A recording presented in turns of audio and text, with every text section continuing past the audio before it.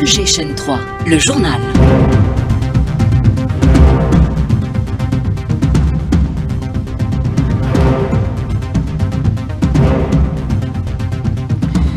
Au sommaire, le président de la République participe au 38e sommet de l'UA. La paix en Afrique, la réforme de ses institutions et le paiement des réparations aux Africains constituent les points focaux de cette réunion. Ahmed Tebboune a présidé hier le sommet du MAEP, le mécanisme africain d'évaluation par les pairs, et réaffirmé le soutien de l'Algérie au développement du continent. Il a annoncé une contribution à hauteur de 1 million de dollars. Le président de la Commission africaine dénonce le plan de déportation des Razaouis. Un 6e échange de prisonniers entre le Hamas et l'armée d'occupation est en cours. Le projet de réalisation d'un gazoduc transsaharien s'accélère. Le ministre nigérien du pétrole a accordé une interview exclusive à la chaîne 3. Vous pourrez écouter un extrait dans ce journal. Dans l'actualité nationale, comme prévu, les marchés de proximité spécial Ramadan ouvrent leurs portes aujourd'hui. Il y en a 522 à travers le pays. Et puis sport, 7e étape du Tour d'Algérie de cyclisme aujourd'hui entre Djelfa et le Roi. On retrouvera en direct notre envoyé spécial. Madame, Monsieur, bonjour et bienvenue. Le président de la République, Ahmed Tebboune, prend part aux travaux du 38e sommet des chefs d'État et de gouvernement de l'Union africaine. Il se déroule à Addis Abeba en Éthiopie. L'ordre du jour renseigne sur la volonté du continent à prendre son destin en main et à amener les anciennes puissances coloniales à assumer leurs responsabilités vis-à-vis des pays africains. L'envoyé spécial de la radio algérienne, Rim Boukhari. De grands défis à la mesure de la grandeur du continent. L'Afrique, avec ses 55 États, doit aujourd'hui plus que jamais privilégier ses atouts sur tous les plans. Ce sommet d'Addis Abeba qui s'ouvre aujourd'hui constitue, selon de nombreux participants, une étape primordiale pour atteindre les objectifs tracés dans un contexte international marqué par des bouleversements que le continent devrait saisir en sa faveur. Et pour cela, l'ordre du jour s'annonce riche, déjà en tenant compte du slogan choisi pour 2025. Justice pour les Africains et les personnes d'ascendance africaine par le biais des réparations, thème plus que jamais d'actualité, choisi pour tenter de faire fond sur les mécanismes à adopter afin d'obtenir des réparations des crimes coloniaux, un sujet qui divise toujours en Afrique. Autre dossier de taille qui sera examiné lors des réunions du sommet, les crises et les conflits qui sévissent en Afrique et qui nécessitent une union africaine plus forte avec des institutions qui pèsent. Ce sommet sera l'occasion de renouveler la direction et les membres de la Commission africaine. L'opération de vote se fera dans la journée à bulletin secret. L'Algérie est pour rappel candidate via Selma Haddadi. L'ambassadrice postule au poste de vice-présidente de la Commission de l'Union africaine. De la capitale éthiopienne Addis Abeba, Rim Boukhari pour la radio algérienne.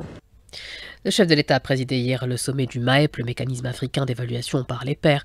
Ahmed Tebboune a rappelé à ses homologues l'importance de financer ce mécanisme et a annoncé une contribution de l'Algérie à hauteur de 1 million de dollars. وانطلاقا من التزام الجزائر بدعم الآلية وتمكينها من أداء مهامها قررت بلادي تقديم مساهمة طوعية بقيمة $1 مليون أمريكي لدعم عملية التقييم وتنفيذ التوصيات المنبثقة عنها. En tant que membre fondateur du MAEP, l'Algérie veille à contribuer activement au développement du continent, a rappelé le président de la République. كدولة مؤسسة لهذه الآلية بالحرص على تفعيل دورها في مواجهة التحديات الراهنة، لا سيما فيما يتعلق بترسيخ سيادة القانون ومكافحة الفساد وتعزيز العدالة الاجتماعية وحقوق الإنسان، وهي تحديات تفرض علينا العمل بروح من التضامن والمسؤولية لتجاوز الصعوبات المالية التي تحد من قدرة الآلية الإفريقية للتقييم من قبل النظراء على تحقيق الأهداف السامية التي أنشئت من أجلها. Le président s'est félicité justement de la création d'une agence africaine de notation. نحن فخورين بإنشاء هذه الوكالة ونقدم تحياتنا الخالصة لكل من كان سببا في إنشاء هذه الآلية للتقييم l'agence de notation لأننا واثقون بأن إفريقيا هي المستقبل وكل العالم حتى العالم الغربي يعرف أن إفريقيا هي المستقبل. كانت ناقصة فيه آليات التقييم بين زملاء موجودة، آليات التقييم لاقتصاد كل دولة على حدة ممكن موجودة، آلية تقييم وتنقيط كل الدول الإفريقية معا كان ناقص، واليوم مع إنشاء مؤسسة للتنقيط أصبح البناء جاهز وكامل. On reviendra un peu plus tard sur le fonctionnement des agences de notation internationale. Je vous propose à présent d'écouter les réactions des membres des différentes délégations au discours du président de la République, à commencer par le ministre ou la ministre éthiopienne de la planification du développement, Fitsum Assefa. Ce mécanisme est essentiel car il permet aux pays de progresser. L'un des défis majeurs du mécanisme africain d'évaluation par les pairs, c'est le financement. Certains pays ne parviennent pas à apporter leur contribution requise au mécanisme. Cependant, l'Algérie a pris l'initiative et nous lui en sommes très reconnaissants en tant que membre du MAEP. L'Algérie a volontairement contribué avec $1 million supplémentaires, ce qui renforcera indéniablement le mécanisme. Son secrétariat ainsi que l'ensemble du panel dans la conduite des évaluations avec les pays volontaires. C'est une contribution remarquable de la part de l'Algérie. Réaction à présent du Mozambicain Lorenzo Estagiano, membre du MAEP. Ce sommet présidé par son Excellence le Président Abdelmajid Tebboune, il a souligné le fait que l'Algérie va donner toute son attention au MAEP et à tout ce qui est trait de la bonne gouvernance et la démocratie tout le long de la durée de la présidence algérienne du MAEP. L'ambassadeur Ali Al-Hafni, vice-président des personnalités éminentes du MAEP, reconnaît le rôle central qu'occupe l'Algérie au sein de ce mécanisme. Le président algérien a démontré par A plus B qu'il y avait lieu que l'Afrique continue à évaluer l'Afrique. Il faut les moyens pour pouvoir évaluer le pays, pour pouvoir faire de sorte que cette entité qui est le mécanisme d'évaluation par les pairs puisse faire son travail comme il se doit. Et la gouvernance politique, la gouvernance économique, ce sont des éléments très importants qui ont été mis en avant et sur lesquels les chefs d'État qui étaient présents à cette réunion ont énormément insisté. Quant à moi, en tant que membre du panel, très heureux de constater que sous la présidence de l'Algérie, le mécanisme d'évaluation par les pairs au niveau du trio, nous autres au niveau du panel, les points focaux, nous allons tout faire pour que dans les perspectives d'avenir de cet outil qui est une fierté et qui est le seul, je pense, outil au niveau même international à faire de sorte qu'on s'auto-évalue pour la gouvernance économique en se basant sur des piliers qui sont l'éducation, la santé, le développement dans son ensemble. Le TSGP ou le gazoduc transsaharien, un projet qui va sans conteste consolider l'économie africaine. L'Algérie, le Niger et le Nigeria ont décidé de donner un coup d'accélérateur à ce projet en signant cette semaine de nouveaux accords à Alger. Lors de sa visite, le ministre nigérien du pétrole a accordé une interview exclusive à la chaîne 3, dont voici un extrait. Oumarou Sahabi répond aux questions de Nelly Benbendil. La signature de ces accords pour nous marque le point de départ assez concret de la mise en œuvre de ce projet majeur pour nos trois pays. Nous sommes entourés de deux géants du secteur pétrolier, à savoir l'Algérie et le Nigeria. C'est une grande opportunité pour nous d'être acteurs dans la mise en œuvre de ce projet. Qui dit complexe pétrochimique dit gaz. Donc ce sera pour nous une source d'inspiration pour explorer, pourquoi pas. Le jour où on découvrirait le gaz nigérien, on va faire l'injection, on va utiliser le même gazoduc pour acheminer le nôtre en vue de l'export. En tout cas, nous sera d'une grande utilité. Et nous avons hâte que ce projet se réalise. Et ensuite, au-delà de l'aspect économique, ce projet va renforcer la communauté d'intérêt entre les trois pays. Il a d'ailleurs l'occasion de magnifier. L'Algérie a réussi un pari, elle est à féliciter. Pour la première fois, nous nous retrouvons avec nos frères nigériens et c'est grâce à l'Algérie. Pour en revenir à l'agence de notation africaine, les pays africains ont longtemps fait les frais de critères subjectifs imposés par les agences internationales et qui ont mis à mal leurs économies. Voici quelques exemples avec Hakima Kamel. En 2023, par exemple, 32 pays africains sont notés par 3 agences.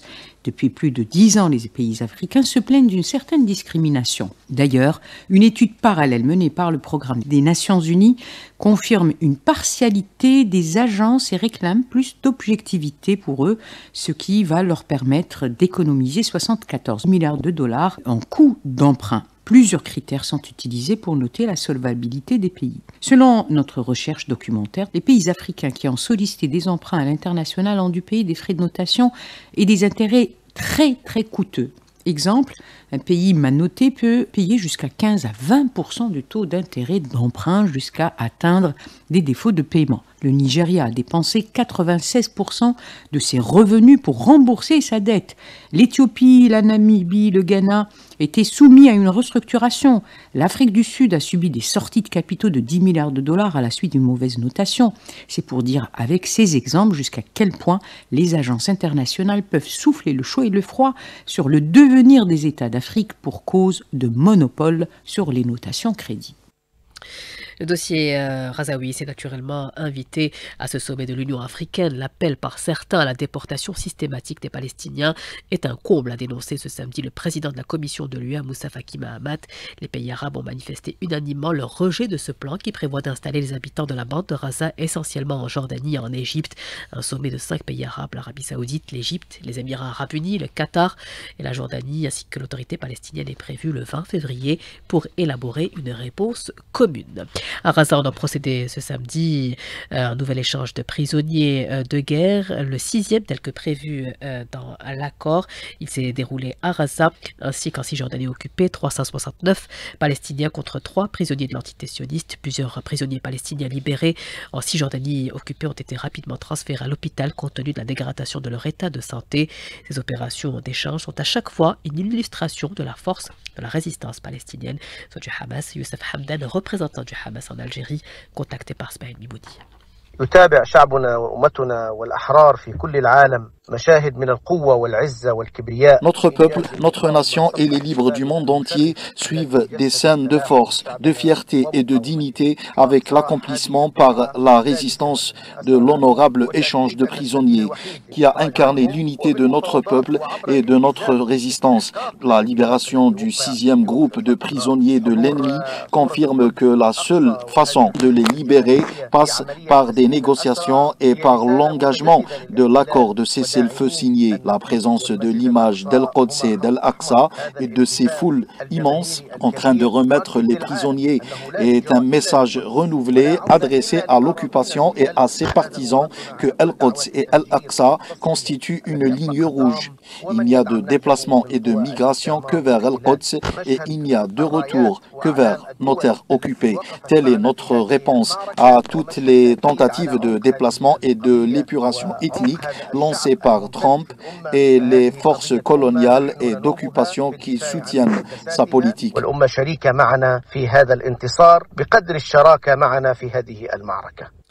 S'exprimant lui aussi à l'ouverture du sommet de l'Union africaine, le secrétaire général de l'ONU a martelé la nécessité d'éviter à tout prix une escalade régionale dans le conflit qui ravage l'est de la RDC. Après Goma, le groupe M23 a pris le contrôle de l'aéroport de Bukavu, un site stratégique dans la capitale du Sud Kivu. Le ministre libanais de l'Intérieur a annoncé l'arrestation de plus de 25 personnes au lendemain d'une attaque contre un convoi de l'ONU sur une route menant à l'aéroport de Beyrouth. Dans l'actualité nationale, le ramadan se prépare. On est désormais à moins de 15 jours. Comme prévu, les marchés de proximité ont ouvert aujourd'hui leurs portes. Le coup d'envoi a été donné par le ministre du Commerce intérieur. Je vous rappelle que le principe de ces marchés est d'éliminer les intermédiaires et de faire baisser par conséquent les prix. Il y en a 522 à travers tout le pays. Abdelwahab Harkas, directeur du commerce de la wilaya d'Alger, au micro de Smaïl Mimoudi. Aujourd'hui, c'est l'ouverture officielle des marchés de proximité au niveau de la wilaya d'Alger. Donc, on compte 21 marchés. Le marché de Bermondarès, donc c'est l'un des marchés qui va être l'ouverture officielle. 64 opérateurs qui sont installés ici. La majorité, c'est des producteurs. Le but de la présence des producteurs pour avoir des prix compétitifs au profit de notre citoyen, c'est une façon de protéger le pouvoir d'achat du consommateur. L'année passée, il n'y avait pas des activités comme les articles de ménage, l'habillement, les détergents. On essaie d'offrir le maximum de produits aux citoyens. On joue sur la disponibilité totale des produits. Depuis le mois de décembre qu'on essaie d'organiser ces marchés-là, on a essayé d'avoir le maximum d'opérateurs. La prise en charge des citoyens habitant dans les zones d'ombre, un engagement pris par le président de la République. Il avait effectivement instruit les responsables locaux d'assurer des conditions décentes aux habitants de ces zones. 341 milliards de dinars ont été alloués à cette opération à Hindefla. Les populations concernées sont soulagées. Rima Rahmani, correspondante permanente de la chaîne 3.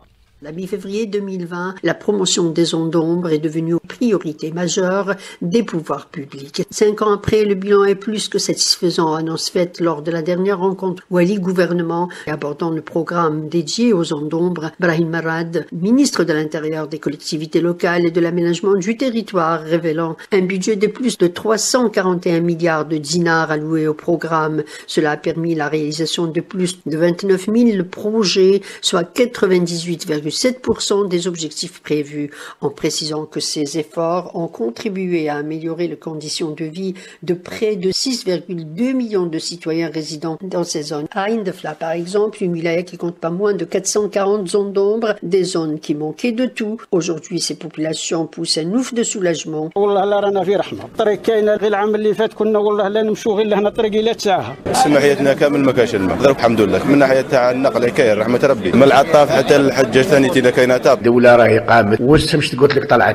Aujourd'hui, de nombreux spécialistes s'accordent à dire que le développement et la valorisation des zones d'ombre est le défi le plus important pour une relance économique et sociale de la nouvelle Algérie. À Ain Defla, Rima Rahmani, Algérie 3. On arrive au sport, Nassima Djaout, bonjour. Bonjour, Siham, pardon. Non, Siham, pardon. Alors, on va commencer avec l'athlétisme, le championnat d'Algérie de cross jumelé avec le championnat d'Afrique des moins de 18 et de 20 ans qui se déroule à Tizi Ouzou. Et déjà un résultat chez les messieurs pour le cross court, Salim Qaddar a gagné la course et nous avons avec nous à partir de Tizi Ouzou Malik Louahla Malik, bonjour. Bonjour Nassima, donc effectivement un championnat national de cross qui a débuté à midi précise avec le cross court des seniors messieurs, une course sur une distance de 4 km remportée, comme vous venez de le dire, par le sociétaire du CR Blues Z de Salim Qaddar. La deuxième position est revenue à Hamza Amraoui de la JSMBA et la troisième position est revenue à Nabil El Hanachi du Krebsem. À venir, le crossland des seniors dames à partir de 14h40 où l'on s'attend à un beau duel entre le Mouloudia et la protection civile d'Alger. Et à 15h25, la grande course du crossland des seniors messieurs. Et on reviendra vers vous pour vous faire part de tous les résultats de cette 63e édition du championnat national de cross-country d'ici à Tizi Ouzou.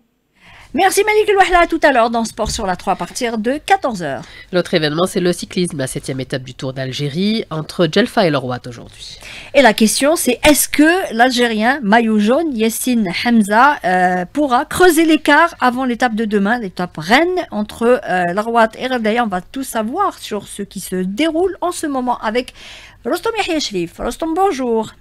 Bonjour Nassima, bonjour Siham. Plus que 25 km avant la ligne d'arrivée au niveau du centre-ville de Lerouat. Pour le moment, Yassine Hamza, le maillot jaune, est en compagnie de l'échappée constituée de l'Allemand Moritz Tjeza et également le Suisse Cédric Jolidon. Et en ce moment donc à 25 km de l'arrivée avec cette étape plate et un sprint final qui aura lieu sur une ligne droite.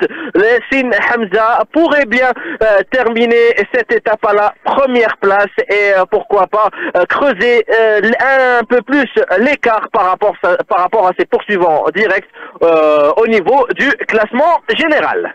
Merci Rostom, on se retrouve tout à l'heure dans le Sport sur la 3 à partir de 14h.